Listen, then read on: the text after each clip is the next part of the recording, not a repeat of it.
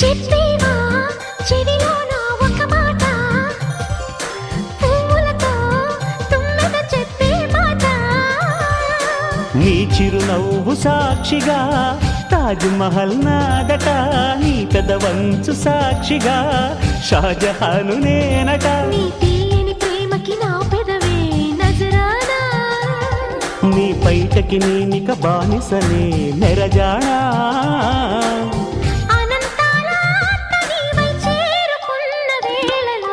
కోకలు కట్టిన కోయిలా కమ్మని కౌగిలియవే.